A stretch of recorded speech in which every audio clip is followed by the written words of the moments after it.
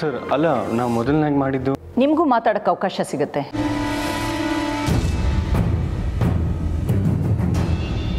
ಆ ನಾಟಕದಲ್ಲಿ ಜಾನ್ ಥ್ಯಾಕ್ರೆ ಪಾತ್ರ ಮಾಡ್ತಾ ಇದ್ದ ಇವರು ಶಂಭು ಎನ್ನುವ ವಿದ್ಯಾರ್ಥಿ ಮೇಲೆ ಗನ್ನಿಂದ ಫೈರ್ ಮಾಡಿದ್ದಾರೆ.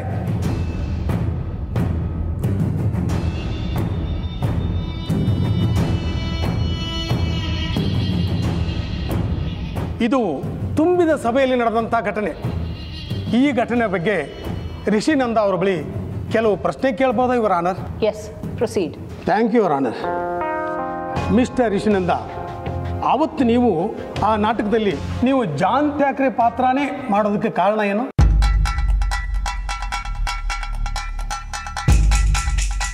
ಸರ್ ಫಸ್ಟ್ ಆಫ್ ಆಲ್ ನಾವು ಮಾಡಬೇಕಾದಂಥ ನಾಟಕ ಅದಲ್ವೇ ಅಲ್ಲ ಸರ್. ನಾವು ತಯಾರಾಗಿದ್ದು ರಾಮಾಯಣ ನಾಟಕ ಮಾಡಬೇಕು ಅಂತ. ಆದರೆ ಲಾಸ್ಟ್ ಮೂಮೆಂಟಲ್ಲಿ ಕಿತ್ತೂರು ರಾಣಿ ಚೆನ್ನಮ್ಮ ನಾಟಕ ಮಾಡಬೇಕು ಅಂತ ಡಿಸೈಡ್ ಆಯಿತು. ಇಂಗ್ಲೀಷ್ ಪಾತ್ರಧಾರಿಯಾಗಿ ಇರೋರಲ್ಲಿ ನಾನೇ ಸೆಲೆಕ್ಟ್ ಆಗಿದ್ದು. ಅವಸರದಲ್ಲೇ ಎಲ್ಲ ನಡೀತು ಸರ್. ಅವತ್ತು ನೀವು ಬಳಸಿರುವಂಥ ಗನ್ನನ್ನು ನೀವು ಮನೆಯಿಂದನೇ ತಂದಿದ್ರಿ, ನಿಜಾನಾ? Yes sir. ಆದರೆ ಅದರಲ್ಲಿ ಬುಲೆಟ್. ನಾನು ಕೇಳಿದ್ದಕ್ಕೆ ಮಾತ್ರ ಉತ್ತರ ಕೊಡಿ. ಆ ಗನ್ನಲ್ಲಿ ಫೈರ್ ಆಗಿರೋದು ಆ ಗನ್ನಿನ ಸೀರೀಸ್ ಬುಲೆಟ್ ಅಲ್ಲ ಅಂತ ಇನ್ವೆಸ್ಟಿಗೇಷನ್ ಗೊತ್ತಾಗಿದೆ. ಆದರೆ ನೀವೇ ಯಾಕೆ ಬೇರೆ ಬುಲೆಟನ್ನು ತಂದು ಆ ಗನ್ನಲ್ಲಿ ತುಂಬಿರಬಾರ್ದು?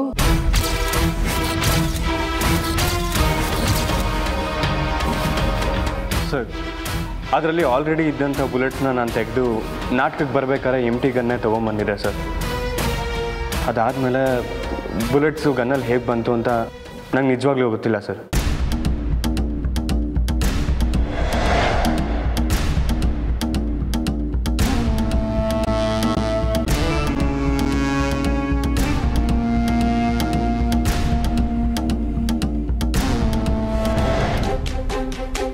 ನಮಸ್ಕಾರ ಯುವರ್ ಆನರ್. ನನ್ನ ಕಕ್ಷಿದಾರರಾದ ರಿಷಿ ನಂದಾರ್ ಅವರನ್ನ ವಿಚಾರಿಸೋದಕ್ಕೂ ಮುಂಚೆ ಕಾಲೇಜಲ್ಲಿ ಅವರ ಗೌರವ ಎಂಥದ್ದು ಅನ್ನೋದನ್ನ ಎಲ್ಲರೂ ಮೊದಲು ತಿಳ್ಕೋಬೇಕು.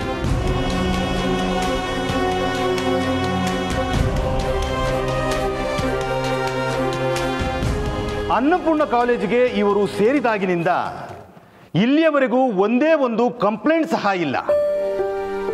ಅಷ್ಟೇ ಯಾಕೆ, ಇವರನ್ನ ದ್ವೇಷಿಸುವ ಒಬ್ಬನೇ ಒಬ್ಬ ವಿದ್ಯಾರ್ಥಿ ಕೂಡ ಅವರ ಕಾಲೇಜಲ್ಲಿ ಇಲ್ಲ. ಇವರು ತಮ್ಮ ಸ್ವಂತ ದುಡ್ಡನ್ನು ಕೊಟ್ಟು ಎಷ್ಟೋ ವಿದ್ಯಾರ್ಥಿಗಳಿಗೆ ವಿದ್ಯಾರ್ಜನೆ ಮಾಡಿದ್ದಾರೆ. ಇಂಥ ವ್ಯಕ್ತಿ ಶಂಭು ಅನ್ನೋ ವಿದ್ಯಾರ್ಥಿ ಮೇಲೆ ಗುಂಡು ಹಾರಿಸಿ ಕೊಲೆ ಯತ್ನ ಮಾಡಿದ್ದಾರೆ ಅನ್ನೋದು ಸತ್ಯಕ್ಕೆ ದೂರವಾದ ಮಾತು ಯುವರ್ ಆನರ್.